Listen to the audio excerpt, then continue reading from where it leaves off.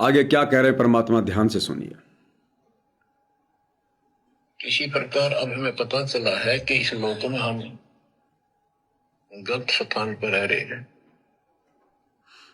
और आपको यह भी याद दिला देता है कि ये शरीर नहीं रहेगा। जिस परिवार को देखकर हम खूब खुश हैं और होना भी चाहिए, पर ये साथ कितने दिन का है यो तक भी ध्यान देते नहीं। इसके ध्यान ना देने से हम जन्म और मरण के इस महान कष्ट को भोग रहे हैं, इस महान कष्ट को झेल रहे हैं। क्या कह रहे हैं पूज्य गुरुदेव भगवान कि हमें इस प्रोसीजर का नहीं पता था, जन्म और मरण का। हम यहां की व्यवस्था में, इसी घर परिवार में, संपत्ति में मगन हुए फिर रहे थे। अब गुरुदेव भगवान कह रहे हैं कि अब इस गंदी व्यवस्था से बाहर निकलो, ज्ञान को आधार बनाओ, जन्म मरण के चक्कर को अच्छे से समझो। मरना तो निश्चित है। गुरुदेव कहते हैं बच्चों, मरना तो निश्चित है। इस काल की भक्ति करोगे तो भी मरोगे, सतगुरु की भक्ति करोगे, मरना तब भी निश्चित है। हां, मरने में जरूर अंतर होगा, मरने में जरूर अंतर होगा, लेकिन मरना निश्चित है। यह शरीर छोड़कर जाना निश्चित है। भक्ति चाहे सतगुरु की करो चाहे काल की करो, और एक बार यह शरीर छूट गया, उसके बाद हम चाहते हुए भी हम इसी शरीर में वापस नहीं आ सकते। हम इन्हीं बेटा बेटी भाई बंधु रिश्तेदारों को नहीं अपना सकते, अपना नहीं कह सकते। जिस संपत्ति को जोड़ने में हमने पूरी जिंदगी लगा दी, हम उस संपत्ति को अपना नहीं कह सकते, उसे पुनः प्राप्त नहीं कर सकते। चाहे लाख यत्न कर लो, हम वापस उस परिवार में नहीं आ सकते। हां, भूत प्रेत बनकर जरूर आ जाएंगे, लेकिन मिलेगा कुछ नहीं। तो गुरुदेव हमें समझाना ये चाहते हैं इस तत्व ज्ञान के माध्यम से कि तुम इस ज्ञान को आधार बनाओ। तुम्हें मरना तो निश्चित है, और कितनी बार मर चुके हो गिनती नहीं है, और हर बार तुम तत्व ज्ञान के अभाव में इसी प्रकार से इस नश्वर संपत्ति को जोड़ते जोड़ते जोड़ते जोड़ते अपना जीवन बर्बाद करके चले जाते हो। तो मरना निश्चित है। जब यह कन्फर्म है तो क्यों ना भाइयों और बहनों फिर वो भक्ति करें जिस भक्ति से फिर हमारा सदा सदा के लिए जन्म और मरण मिट जाए, सदा सदा के लिए हमें शतलोक में अमृतत्व प्राप्त हो जाए, हमें भटकना ना पड़े, भ्रमना ना पड़े, लक 84 में ना जाना पड़े, भूत प्रेत ना बनना पड़े। मरना दोनों ही भक्ति में है। ये मृत्यु लोक है। यहां कबीर परमात्मा भी आकर जाते हैं, दुनिया की नजरों में मरते हैं। दुनिया की नजरों में कबीर भगवान को भी यहां पर मरना पड़ता है, जैसे गरीबदास जी के रूप में मरे। तो जब मरना निश्चित है तो क्यों ना फिर उस भक्ति को करें जिसको करने के बाद वापस लौटकर इस गंदे संसार में नहीं आना पड़े। और आज गुरुदेव हमें हर प्रकार से गारंटी दे रहे हैं कि बच्चों तुम निश्चिंत होके शरीर छोड़ना, निश्चिंत होके। पीछे से अपने बच्चों की चिंता मत करना, अपने घर परिवार की चिंता मत करना कि मेरे बच्चे कैसे रहेंगे, क्या खाएंगे। चिंता मत करना। ये बच्चे तुम्हारे नहीं हैं, ये बच्चे परमात्मा के हैं, सतगुरु के हैं। और अब तो पूरा का पूरा परिवार शरण में है। अब तो भगत को निश्चिंत होकर शरीर छोड़ना चाहिए। फिर परमात्मा ये भी गारंटी दे रहे हैं कि तुम चलो, तुम्हारे पीछे पीछे तुम्हारे बच्चे भी आ रहे हैं। ये कहां जाएंगे? जिस मार्ग पर तुम लगे हो बच्चे भी तो उसी मार्ग पर लगे हैं, जाएंगे कहां? जिसके नहीं लगे तो आपकी दृढ़ता के कारण भक्ति बीज होवे जो हंसा, वाक्य तारू इकोत्तर वंसा।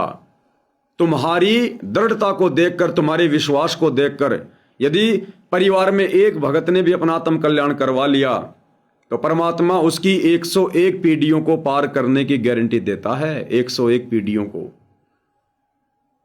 अरे ये तो छोड़ो, हमें गुरुदेव भगवान निश्चिंत करने के लिए भक्ति विधान बताते हैं, बहलाते नहीं।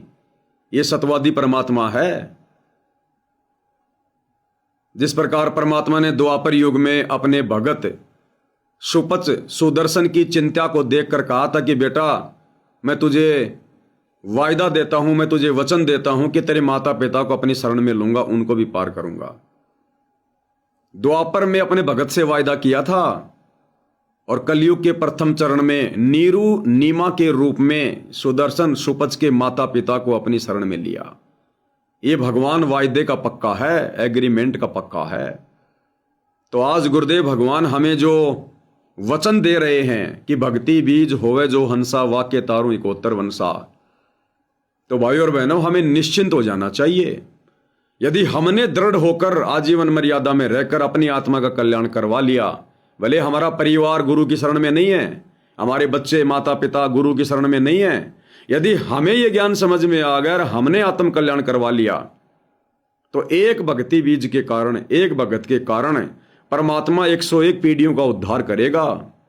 परमेश्वर अब उस परिवार की आत्माओं को लक 84 में नहीं जाने देगा, उन्हें मनुष्य जन्म देगा और हर मनुष्य जन्म में उनसे टकराएगा, उनको चार्ज करता रहेगा, घुमा फिरा के कलयुग की पिछली पीढ़ी में लेके आएगा, और जैसे आज आप और हमारा मोक्ष होगा, ऐसे फिर उन आत्माओं का मोक्ष होगा। और गुरुदेव ने तो यहां तक कह दिया हमें कि बच्चों, जिस घर से एक आत्मा सत उपदेश ले लेती है, घर में सत भक्ति शुरू कर देती है, आन उपासना त्याग देती है, उसकी पिछली 7 पीढ़ियां, उसके पिताजी, उसके दादाजी, दादाजी के पिताजी, फिर उसके पिताजी, उसके पिताजी या माताजी, उस परिवार में माताजी थी या पिताजी था, दादाजी था, दादाजी थी।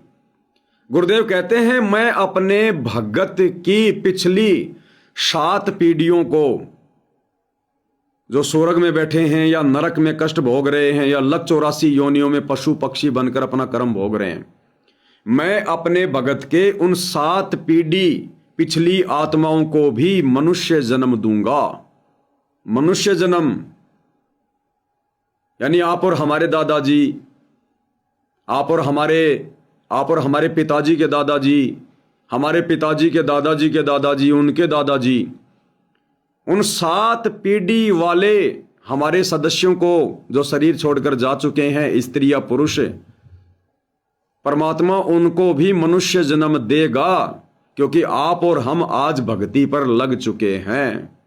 ये वो भक्ति है। इसलिए हमें गुरुदेव भगवान श्राद्ध निकालने के लिए मना करते हैं कि नाम उपदेश लेने के बाद भगत ने श्राद्ध नहीं निकालने, क्योंकि तुम्हारी भक्ति के कारण तुम्हारी 7 पीढ़ियों तक की जो योनियां हैं, परमात्मा उनको छुड़वा देता है, उनको मनुष्य जन्म दे देता है। तो बताओ फिर श्राद्ध क्यों निकालने?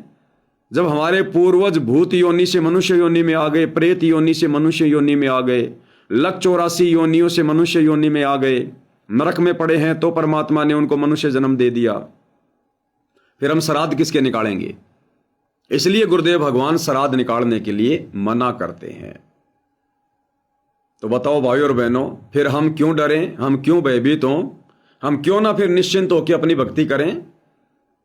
मरने के बाद हम पहले क्या सोचते थे? स्वर्ग में जाएंगे, स्वर्ग में जाएंगे, क्योंकि आप और हमारे को सदियों से यही बताया गया, बार बार यही समझाया गया।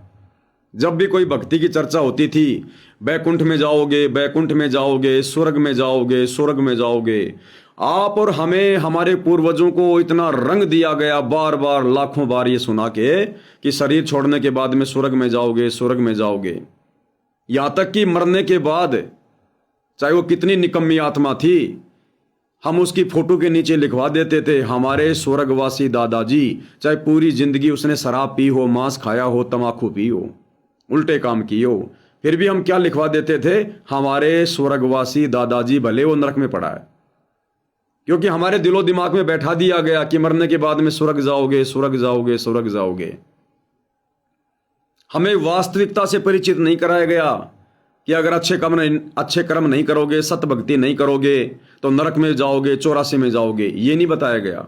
बस स्वर्ग स्वर्ग स्वर्ग तो हमारे दिमाग में बैठ गई कि मरने के बाद में सभी स्वर्ग में जाते हैं।